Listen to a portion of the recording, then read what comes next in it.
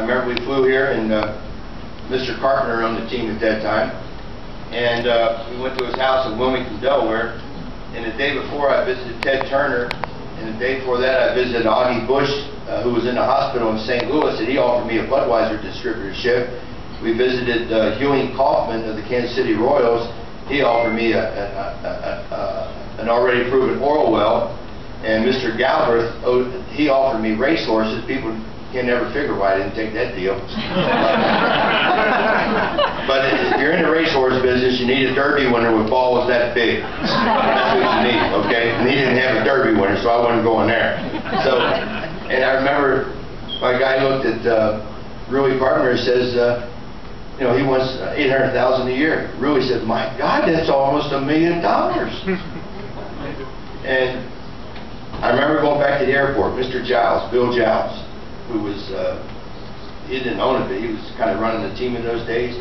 And he told my attorney, he said, "I have an idea." And what he did, I believe, is he went to the advertiser of the Phillies and had him kick in the money to get me to come to Philadelphia. Because this is the place I wanted to come, because I had friendship with Schmitty and with Boa and with Lazinski. When they used to come to Cincinnati, I'd take them out to eat.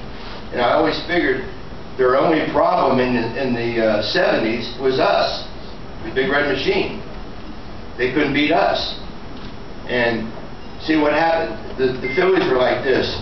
You got Schmidt, you got Lazinski, you got Maddox, you got Boone, you got Boa, you got McBride. They're all about the same age.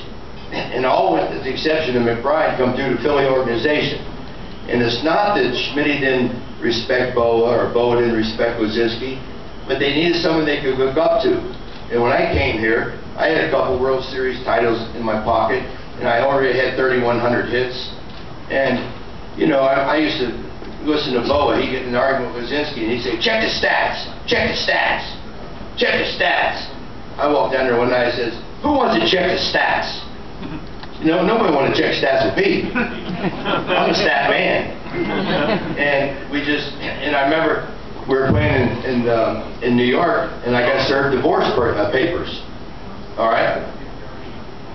And I went 28 for the next 35. 28 for 35. And Lazinski says, "How in the hell do you get served divorce papers to go 28 for 35? I said, "Greg, let me ask you a question. If you know you're going to get divorced, you better off hitting 410 or 210. He said, "I get it." Yeah.